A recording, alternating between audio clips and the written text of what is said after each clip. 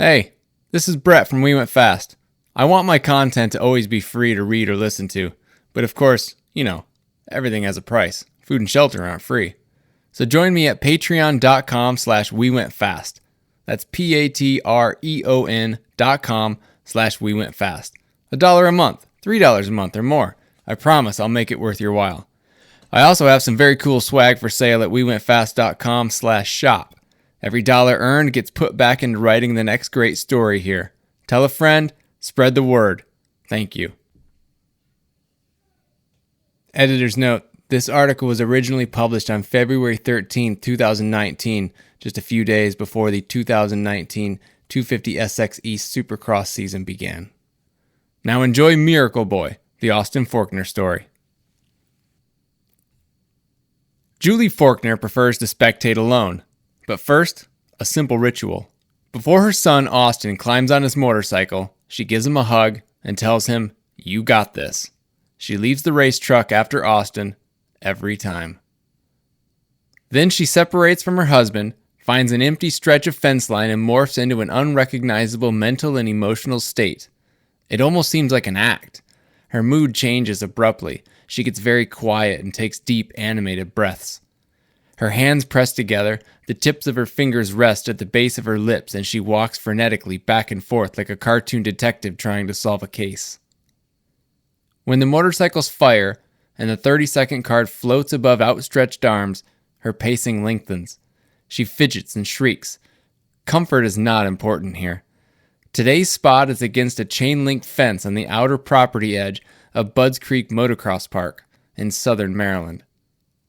Between us and the racetrack is a worn strip of grass, a 25-foot wide paved lane, a thin line of spectators, another chain-link fence, and thigh-high banners that follow the path of the course. It's 1 p.m. in mid-August, and we're unprotected from the sun. We're also standing in front of a temporary speaker wall brought in just for this event, the 11th round of the 2018 Lucas Oil Pro Motocross Championships. We're sandwiched between the dueling noises of 40 four-stroke motorcycles and the announcers desperately trying to be heard over the drone. My skin and ears ache, but if any of it bothers Julie, she doesn't let on. She's a thin and rugged woman who has worked hard her entire life. She rolls her t-shirt sleeves to her shoulders to reveal long, deeply tanned arms. Her denim shorts are cuffed just above the knee. She wears eyeglasses, a slim watch on her left wrist, black Nikes with white soles, and no hat, despite the oppressive sun. Her golden brown hair is tied in a messy bun. Strands fly forward, and she unconsciously tucks them behind her ears. The gate drops. The race starts, and the next 36 minutes will be an emotional seesaw, one where the person on the other side keeps jumping off. It seems ironic because she knows how to deal with stress. She has 35 years of elementary school teaching experience. But that stress is different. None of those children are hers. People walking by stare at this odd sight. A middle-aged woman pacing frantically, gesticulating, talking to herself, clapping loudly. Take this scene out of context and place her on the streets of Pleasantville, USA, and someone is calling the cops. She runs back and forth across the road to cheer on just one rider before returning to her area of isolation. She walks a mile or two during the race, but goes nowhere. If worrying can equate to a form of protection, then her son is in a bubble. He might be an adult, might have other women in his life, and might make more money, but he's still her little boy, and she wants to protect him. It's for him that he suffered, bled, and questioned her own faith. That Austin Forkner is alive at all is a miracle. We Went Fast is 100% free to read or listen to, but it's not free to produce. Only you can help keep it going. That's why I started selling t-shirts, hats, and other fun products at wewentfast.com/shop. Just like the stories you read here, I put a lot of effort into making sure the merchandise is all top quality. If you value these stories, please consider picking up some swag for yourself, a friend, or even dad. They make great gifts. And if you're an Evel Knievel fan, don't miss the officially licensed Evil Schedule t-shirt, a tribute to Evil's greatest hits. Again, those are available at wewentfast.com/shop. I'll even help you save some money on your first purchase. Sign up for my newsletter at wewentfast.com/subscribe and you'll receive a coupon to save 15% off your order. And if you're really feeling philanthropic, join my team by signing up at patreon.com/wewentfast. That's patreon.com/wewentfast. My patrons are receiving exclusive content, free stickers, discount codes on merchandise, and even free swag. For as little as $1 a month, you can be a part of We Went Fast. Thanks for listening. Mama's Boy. Forkner is a refreshingly funny and quirky kid. He wears bright yellow SpongeBob socks and the type of white cat-eye sunglasses Audrey Hepburn once made fashionable. He rides push scooters, can backflip a BMX bike, plays video games, and isn't afraid to admit he drinks Dr. Pepper soda more often than he probably should. Every other day, he allows himself one. That's probably the biggest thing that I want to eat or drink, but I try to hold myself back, he said. He loves it so much he bought a hoodie with the giant Dr. Pepper logo on it. He's also a creature of habit. As a child, he ate SpaghettiOs for lunch 6 straight years. He doesn't hesitate to say he still eats them occasionally. Forkner has a shy side that most people don't see. It's not evident in the videos he posts to his YouTube channel, or in the interviews he gives on television, or in recorded interviews. That's because his mom practiced with him as a young child. He'd race up to her on his bicycle and she'd engage him in an impromptu victory speech. That all came easy, but he didn't let his parents out of his sight. He refused babysitters as late as 3 years old, and his parents once had to bait him with monster trucks to trick him into staying at Grandma's house for a day. He couldn't be fooled twice. On the first day of kindergarten, after Julie dropped him off, he cried so hard he vomited. I was kind of a mama's boy when I was younger, he unabashedly says today. Now 20, Forkner rents a house in central Oklahoma, and he enjoys living on his own, splitting cooking duties with his roommate. His father, Mike, sleeps 15 minutes away in a cabin at Robbie Renard's training facility where Austin practices and trains. Austin hired his dad to be his practice mechanic. Even though Mike is always present at the track, Julie calls every day to check in. And it's Julie whom Austin calls when he stumbles. In November, he crashed and knocked a few ribs out of place and strained his neck and back. He called Mom, who remains based at his childhood home in Richards, Missouri, 4 hours to the northeast. She could tell her son needed her. "Mom," he said over the phone, elongating the word. He had that hesitation in his response when she asked if he was okay. "You never know how these accidents are going to turn out, so I always want him to call me and tell me," she said. "He's never shy about it. I feel like when he calls me, it's a sign that I need to go see him." This sport didn't create Julie's nervousness. This is deeper than dirt bikes. The Miracle Worker. Dr. Judy Parton saved Julie's life first. Later, she saved Austin's. As a young adult, Julie battled endometriosis. Around 1989, she came home from work one day doubled over in pain. She laid down on the couch. "And I never lay down or sit around," she said. In the early evening, a friend rushed her to the emergency room. After 3 pints of AB negative, the rarest human blood type, the internal bleeding slowed and her levels improved. She walked up and down the hallways and thought, "I'm okay." Statistically, she seemed ready for discharge, but the emergency room doctors still didn't have a reason for the cause of her visit.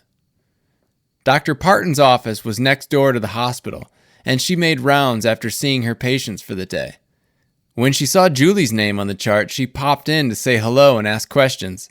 Dr. Parton was Julie's primary care physician and knew her history well. She had a hunch and wanted to examine further.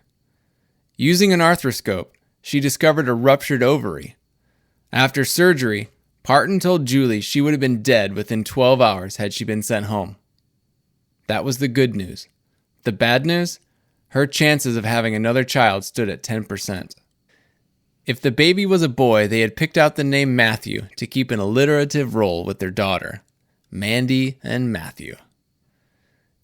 In the ultrasound room, the silence was painful. Someone suggested they go get Mike, who stayed in the waiting room.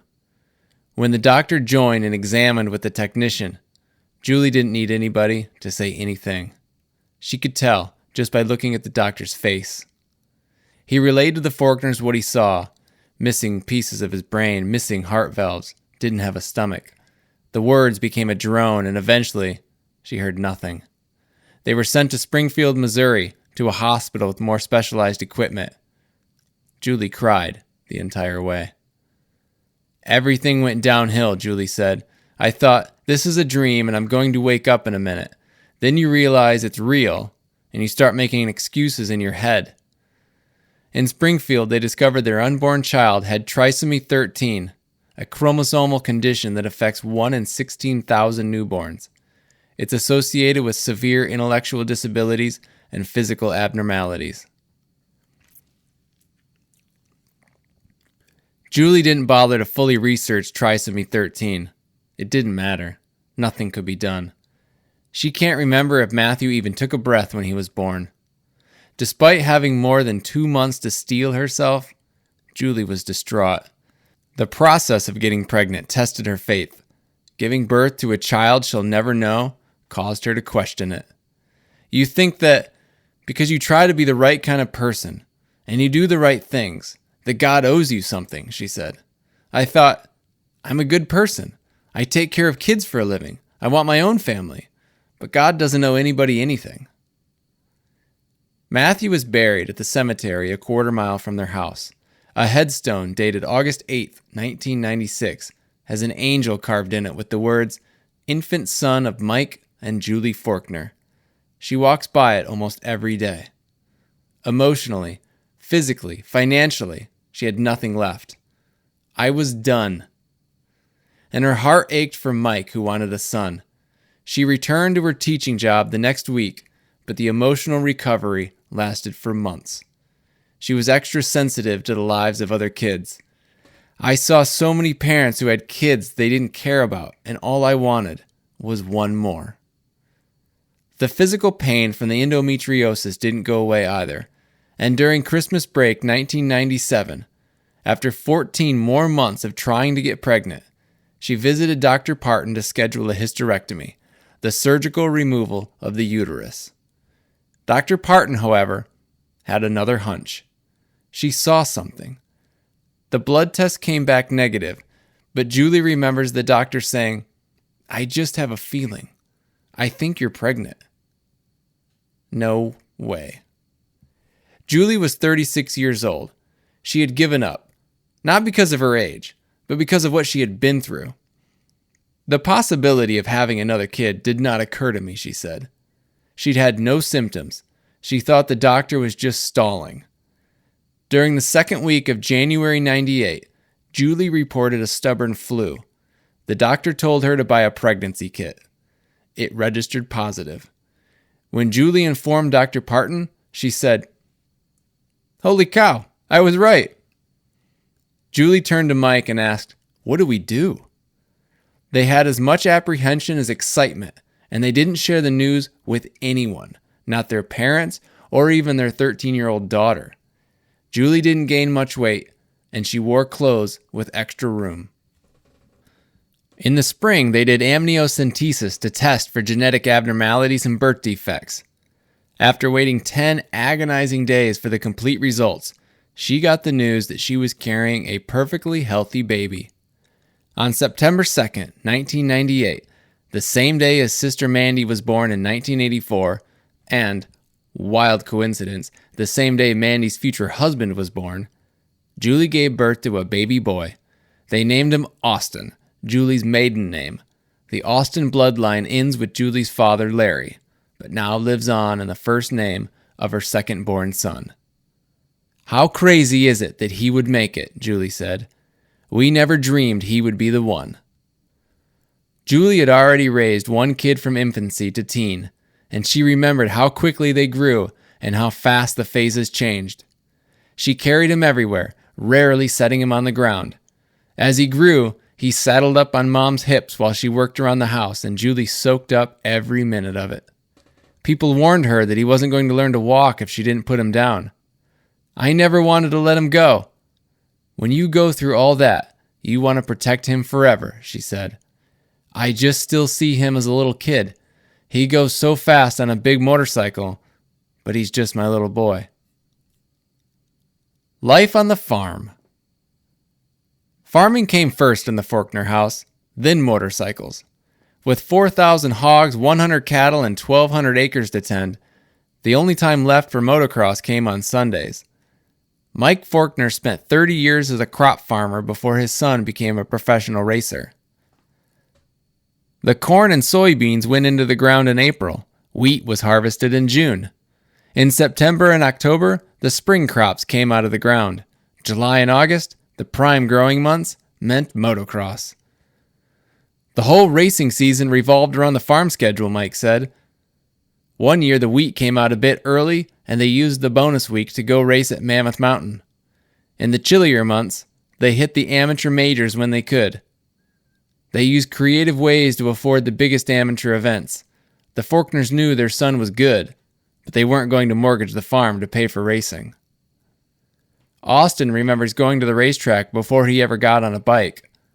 Mike started racing at 29 years old, following his brother Steven. Bikes could always be found leaning against the walls of the family barns. Austin couldn't turn well when he first rode his Yamaha PW50. He traveled in a straight line between two adults, either mom and dad or grandma and grandpa. He once fell over on the throttle side and caught his arm on the spinning rear wheel. The memory and the visual of the painful rub marks kept him off the bike for a couple of months. Motocross got squeezed in alongside basketball, bicycles, and showing pigs at local fairs. He once won a blue ribbon. Racing wasn't a full pursuit. Forkner stayed farm-bred and corn-fed, a normal kid. He went to public high school through 7th grade, and when he needed money to buy a new video game or a bicycle, he shoveled manure out of the 100-foot-long pig troughs. He got $5 per barn. Each barn had 10 pig pens, and Grandma Ruby kept a close eye on the quality of the work at payment time. That work ethic is noticed by those he works with today, such as his race mechanic Ollie Stone, with whom Austin has stayed when testing in Southern California. An early riser, Stone woke up one morning to find Forkner already cooking breakfast and heading out the door to train. He's easy to work with, said Robbie Renard, Forkner's riding coach. You tell him to do something, he does it. He has the work ethic. That's hard to come by. That's a good quality to have. To chase amateur motocross titles on a budget, the Forkners worked with what they had. That meant a simple white 6x12-foot cargo trailer and a Dodge Ram that doubled as a work truck on the farm. The three of them slept on an air mattress in the back. At the Winter Olympics, they huddled together to keep from freezing. At the AMA Amateur Motocross National Championships at Loretta Lynn's, they sweltered. In 2006, their first year competing at Loretta's, Mike left the doors of the trailer open and used a small battery-powered fan to circulate the thick air. On the first morning, Austin, who is allergic to mosquitoes, woke up with a severely swollen face. It looked like he had horns on his head, Mike said, laughing. They rushed off to a clinic inside a nearby Walgreens for treatment. In 2010, the Forkners showed up to Loretta's for their 5th straight year, still driving a Dodge work truck, still pulling the 6x12-foot trailer. A local dealership offered Austin a little support, and he got 2 sets of free gear from MSR. With just one Suzuki RM85, Austin competed in the 85 9-11 stock and modified divisions, and won both classes, his first 2 of 6 titles at Loretta's. Julie remembers people seeking them out, the kid from Missouri, who won the opening modified moto on a stock Suzuki. They had a hard time believing the simple setup. He came into Tennessee that year with a best finish of 12th in 5 tries, and left with 2 titles and a sponsorship from Fox Racing. Team Green came shortly after, but everyone resumed their normal lives. Austin went back to public school and scraping troughs for pocket money. Julie returned to the classroom. Mike went back to farming. They raced or rode only on weekends. I never wished I could ride more, Austin said. There wasn't a point where I needed to. The Prospect. Raised in an era where access to tracks and competition became paramount for success, the Forkners avoided training facilities. They wanted their son to be a normal kid. "I think that's why I still like to ride. I didn't get burned out," Austin said in a 2016 film titled Fox Presents. Besides, work had to get done on the farm. A popular quip in the Forkner house goes, "Sometimes you do what you gotta do, not what you want to do." Forkner had options for 2016, the year he declared professional status. Geico Honda offered more money than Pro Circuit Kawasaki, but it didn't make the decision any easier. In the summer of 2015, Mike and Austin took a trip to California to meet with Mitch Payton and test the race bike. Although he'd been a Team Green rider since 2011, Austin wasn't a Pro Circuit rider. Jim Bones Bacon, who recently retired after 34 years with Pro Circuit, said Forkner didn't get suspension and engine support and, from his point of view, he didn't see Austin headed their way. A test at Milestone MX Park ended up as much an icebreaker as a riding session. Payton invited the Forkners to his house and put them up in a loft apartment on the property. The hospitality and the way Austin hit it off with Payton's twin sons helped close the deal. Bones enjoyed having the Forkners around for his final years on the team. "He's a quiet, stick-to-himself kid," he said. "He sits and he's focused. He's not in the lounge and watching TV. We don't have to tell him to get off social media or stay off the phone. We've had riders where we've had to take their cell phones away. We've had to ban girlfriends from being in the lounge. That kid wants to win, and he's willing to do whatever it takes. He's not a big bragger, and he is still a kid at heart, still rides his scooters around." In late January 2016, 17-year-old Forkner debuted in the Amsoil Arena Cross Series in Allentown, Pennsylvania. He had a bumpy night, 8th in seeding, and needed the last chance qualifier to make the main events, where he finished 5th and 4th respectively. 8 days later in Greensboro, North Carolina, he won his heats and both main events. He delayed his Supercross debut until 2017, but finished 4th overall in the Lucas Oil Pro Motocross Championships with 5 podium finishes. Austin's gift of speed and style are still gelling with a racer's requirement to exercise poise and patience. After 2.5 years, his longest podium streak happened in his rookie season in the final 4 rounds of motocross, 2-3-3-1. In his sophomore Supercross season, he earned his first 2 250SX career wins back-to-back, Tampa and Atlanta, and then finished 3rd at Daytona. Then, in Minneapolis, after 2 rough weekends, he had a very forgettable night. During the second race of the Triple Crown formatted event, he fell 4 times. In the 3rd main event, he went over the bars and separated his shoulder, ending his Supercross season. Lesson learned. "I just didn't want to get beat," he said. "I didn't want to accept not on a podium spot or not first." You just have to accept not winning and getting second and just take it. People are going to be like, "What happened? You weren't riding good." But you can't worry about that. You can't worry about what other people have to say. If I would have just maybe accepted getting a 3rd, 4th, 5th that night, then I may not have been out for the rest of the season. Some parents can't watch their sons or daughters race at all. Julie Forkner, however, is caught in an internal horror story. She can't watch, and she can't not watch.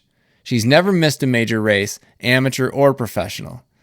With her remote Midwestern location, she has employed extreme measures, slept in airports, hitched rides, to make it to her son's events.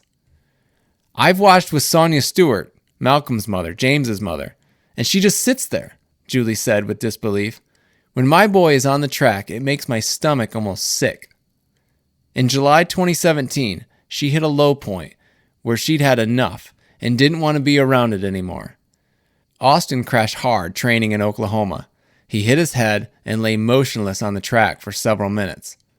When he regained consciousness, he rolled around on the ground in a panic. He was blind.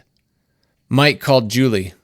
"Austin wrecked. It's really bad," she remembers him saying. "You need to come now."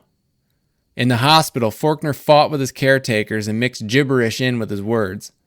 Austin asked for water and then swatted it out of the hand of the person who tried to give it to him. He asked to use the restroom, but then urinated next to the toilet instead of in it. Then he made one coherent statement nobody mistook. "I love you, Mom." Julie hadn't arrived, though. He'd heard the voice of Robbie Renard's wife, Ashley. When Julie arrived in Oklahoma City, she found Austin sedated because of the uncontrollable anger. She had driven 4 hours to see and speak with her son, only to find she still couldn't communicate with him. She cried the moment she saw him. Austin's crash resulted in a severe concussion. The blow happened specifically above the eyes. He woke up calm and asked what had happened. Then he gave himself a body check. He doesn't remember anything about the crash and only knows what he was told. Caught a foot peg, hit his head. Austin asked when he'd be able to ride again. He received sympathetic stares in return. "I didn't really realize how bad off I was right then. When handed a cup of water, he didn't know what to do with it. When handed a sheet of paper and a pencil, he had delayed visual processing. After concentrating, he saw a connect the dots exercise. I knew I wanted to connect this dot to that dot and just draw a straight line, but I couldn't really do it," he said. "I could see my hand and I would be like, all right, just do it. That was whenever I was like, I'm actually pretty messed up from this." He spent 3 weeks away from his phone and video games and nearly 2 months off the bike. He eased himself back into riding on a sandy turn track. 2 months later, he broke his left wrist and collarbone and spent another 8 weeks off the bike, putting him behind in preparations for the 2018 racing season. On April 14th, the night Austin crashed out of the Supercross Championship in Minneapolis, Julie paced back and forth across the floor of a babysitting suite in U.S. Bank Stadium. Still holding Tyler and Brady Bowers' baby daughter in her arms, she headed to the Alpine Stars Mobile Medical Unit. 10 months later, in the same stadium, Forkner dominated the 250 SX East Opener. Julie battled an ice storm to be there, to watch with the nervous energy she's by now well known for. You got this. The crowd leaning on the fence at Budds Creek eventually figures out who she is, this woman who only walks up to clap and yell when Austin Forkner rides by. They start cheering wildly for him too. She once tried to spectate among the people, even sit in the bleachers, but sitting made her antsy, and people around her wanted to chat and ask questions. She didn't mind being social, but she couldn't focus her energy on Austin, so she isolates herself. The announcer yells, "Ride her down!" and she involuntarily shrieks and elbows me in the ribs. There's a 1 in 40 chance it's her son, but until she sees him ride by, she can't breathe. "Come on, come on, come on, come on," she repeats, like she's willing the clock to spin faster. She grimaces, squeezes her hand into the sides of her head, bites her nails, pinches her lips, and stretches her arms toward the ground, balls up her fists, and walks frantically with her head down. When Austin crosses the line, Julie snaps out of the hypnotic trance that took over her body.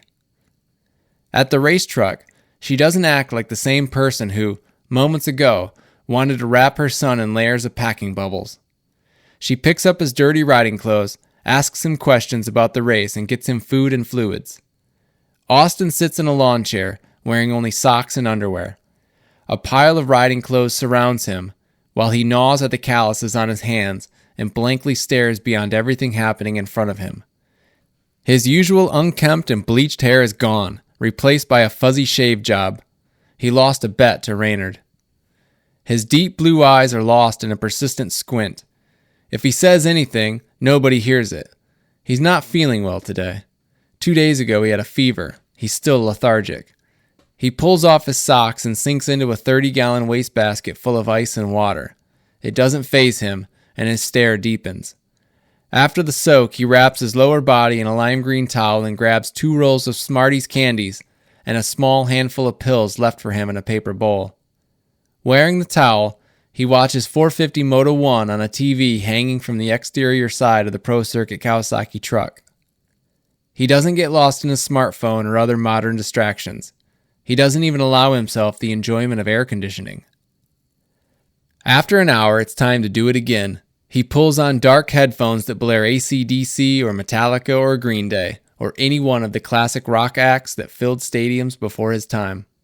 The musical tastes come from traveling to races with his dad and loading the discs into the Dodge Ram CD player. He doesn't understand today's music. The newer stuff just kind of sucks, he said. Gearing up, his jersey gets caught on his body protector. Julie fixes the snag, but he doesn't seem to notice. He's staring again. She hugs him, gives him a fist bump, and tells him, "You got this." The son she carried everywhere as a child rides away on a motorcycle, and Julie returns to her spot along the fence, alone.